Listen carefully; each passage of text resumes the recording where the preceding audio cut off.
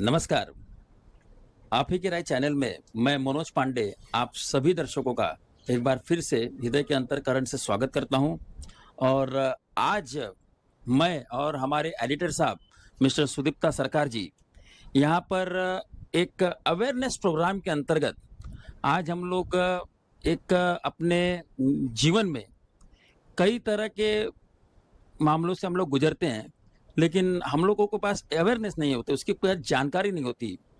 और उसी के अंतर्गत आज एक अवेयरनेस प्रोग्राम के तहत आरटीओ के बारे में हम जानेंगे।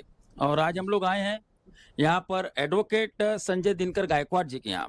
नमस्कार। स्वागत है डॉक्टर एडवोकेट साहब आपका।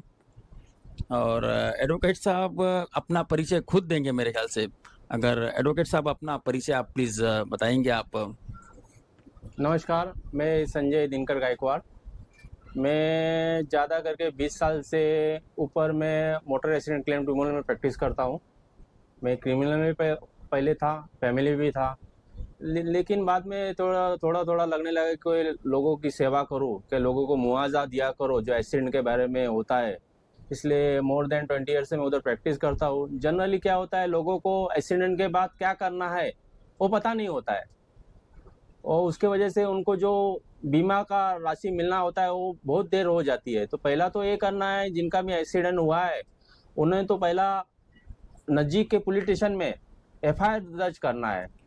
देन उसके जो मेडिकल पेपर्स है, जो पुलिस के अपना हॉस्पिटल के पेपर्स है, उसको भी जमा करके उन्होंने जो मोटर एक्सीडेंट क्लेम ट्रिब्यूनल में वहाँ पे दावा जाहिर करना है किसके खिलाफ, गाड़ी ने जो जिसने डैश किया है, जो ठोका है गाड़ी ने, उनके मालिक के खिलाफ और उनके इंश्योरेंस के खिलाफ। गायकवाड़ साहब, मैं यहाँ पे थोड़ा सा आपको रुकना चाहूंगा। बोलिए। अभी जैसे कि आपने बताया कि जैसे एक्सीडेंट होता है हाँ। वैसे तुरंत हमको हाँ। उसके एफआईआर करनी चाहिए। हाँ। और गाड़ी का नंबर हमें पुलिस में बताना चाहिए जरूर। और कई बार तो ऐसे केसेस भी देखे गए हैं कि हिट एंड रन का मामला जिस प्रकार से आता है। हाँ। और गाड़ी एक्सीडेंट कर देती है किसी राह चलते इंसान की, या कोई मोटरसाइकिल से जा रहा है, या बड़ी गाड़ी छोटे गाड़ी का एक्सीडेंट करती है और वहां से रन भाग लेती है। आपने तो अच्छा ऐसे समय हम नंबर नहीं देख पाते उसका। अगर उसका नंबर ही नहीं देख पाए और गाड़ी किस कलर की है, क्या है, कौन सी गाड़ी थी, वो भी अगर नहीं ठीक से देख पाए तो उससे उस समय क्या करना चाहिए? अच्छा सवाल है आपका। इसमें क्या होता है कि पुलिस अथॉरिटी ने भी इसमें जरा ध्यान देना चाहिए, क्योंकि आजकल को क्या होता है, इधर उधर सबको तरफ सीसीटीवी लगे होते हैं। तो पुलिस अथॉरिटी का पहला काम है कि तुम सीसीटीवी ढूंढ के निकाले वहां से, और नंबर निकाले। अगर नहीं मिला तो जो इंजर्ड है या डेड पर्सन की फैमिली है, तो गवर्नमेंट ने अपने अच्छा ये निकाला है कि आप नजदीक के कलेक्टर या तहसीलदार उधर आपने अर्जी करना है, जो एफआईआर और ये करके मेडिकल पेपर ये करके, तो डेथ केस में आपको 2.5 लाख रुपए का मुआवजा मिलता है। सर, ये 2.5 लाख का मुआवजा मिल जाता है, लेकिन लीन पर्सन को ये सब चीजें मालूम नहीं होती। और आप ही के राय चैनल के एडिटर सुदीप्ता सरकार साहब का यही एक मोटो है कि यदि आपके किसी अभिभावक के साथ, आपके किसी जानने वाले के साथ, या हम लोग भी सब लोग रोड पे चलते हैं, किसी के साथ भी एक्सीडेंट हो और इस प्रकार की घटनाएं घटती हैं, तो एक्चुअली क्या करना चाहिए, तो ये सब सारी जानकारी हमें होती नहीं है सर। तो कहीं ना कहीं मैं चाहता हूं कि हमारे आरपी के राय के जितने भी दर्शक हैं और जो ये हमारा इंटरव्यू देख रहे हैं, तो आप चूंकि ये सब चीजों में आपकी महारत हासिल है आपको, और जैसे कि आपने बताया कि 20 सालों से आप प्रैक्टिस कर रहे हैं, तो क्या आपका मोबाइल नंबर हम लोग डिस्क्रिप्शन बॉक्स में डाल सकते हैं सर इसके बारे में? डालने को तो कुछ नहीं है, लेकिन आप अपना जो चैनल है उसके ऊपर आप क्वेश्चन आंसर भेज सकते हो, तो उससे हम आंसर दे सकते हैं। ऐसा हमको तो बार काउंसिल से अलाउड नहीं है कि हम हमारे एडवर्टाइज करे करके। जिसको चाहिए वो अपने तुम्हारे चैनल पे आ जाए, और आंसर है तो हम तो फ्री एडवाइस कर रहे हैं।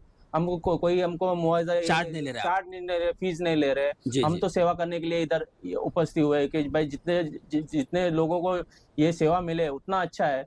हमको तो यही करना है कि लोगों को जगह करना है कि चलो भाई, तुम एक्सीडेंट हुआ, कुछ मार लगा, तो तुमको मुआवजा मिलना ही चाहिए।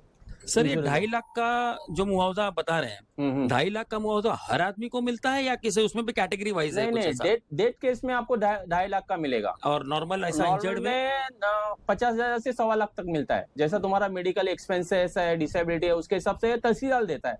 अगर सामने वाले का गाड़ी इंश्योर रहेगा, ओनर रहेगा, तो आपको उनका एज, इंजोर केस में एज, डिसेबिलिटी, इनकम, कितने दिन घर पे रहे, वो सब का आपको मिला के कम से कम ज्यादा ही जाता है, 2.5 लाख के ऊपर ही जाता है। और जी। डेथ केस में भी इनकम, एज, कितना डिपेंडेंसी है, उसके हिसाब से आपका मुआवजा के लिए आप ये कर काफी सकते हैं। सारी चीजें कैलकुलेशन करनी पड़ती कैलकुलेशन पे चलती है। जब आप अगर ऐसा आप बोल नहीं सकते कि इतना मिलने का। है। जी जी हमारे पास जो आता है हम सब कलेक्टिवली उसको एग्जामिन करते हैं। जी। बाद में हम बता दें तुमको इतना इतना इतना इतना कम से कम मिलेगा, इतना इतना ज्यादा ये करेगा, ज्यादा से ज्यादा मिल सकता है। बहुत अच्छी जानकारी दी सर आपने।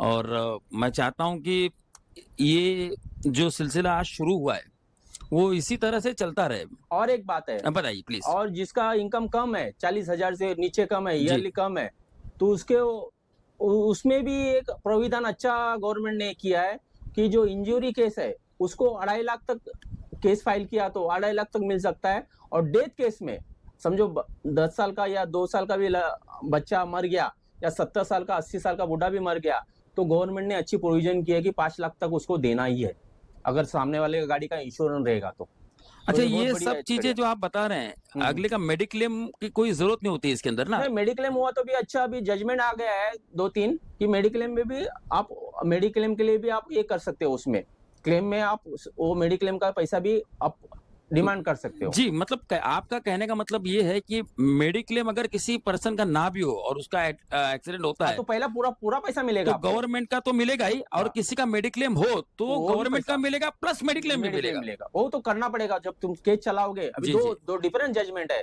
जी एक जजमेंट ऐसा कहता है कि नहीं देना चाहिए, एक कहता है कि देना चाहिए। तो जी। जजमेंट के हिसाब से जो कोर्ट है वो डिसाइड करते हैं कि देना कि नहीं देना चाहिए। ओके, ठीक है, ये सब सारी बातें तो हैं सर। और सारी बातें मैं समझता हूँ कि एक बहुत ही है, लंबा बात, है बहुत ये। लंबा ये नेवर एंडिंग टॉपिक है। हाँ हाँ हाँ। क्योंकि और एक नॉर्मल आदमी को समझने के लिए भी मतलब वो उतना हम सब सारी चीजें आज ही पूछ लेंगे तो फिर मेरे ख्याल से वो नहीं, वो ठीक तो नहीं रहेगा। 24 घंटा लगेगा तो उसको। कुछ ना कुछ मतलब इसी तरह से एक आध हम लोग हम टॉपिक के आपकी ऊपर। सेवा के लिए तैयार है, यस सर। कभी आप कभी भी आइए। तो आपका बहुत बहुत धन्यवाद। शुक्रिया। और मैं एक बार फिर से एडवोकेट संजय दिनकर गायकवाड़ साहब का मैं एक बार धन्यवाद दूंगा।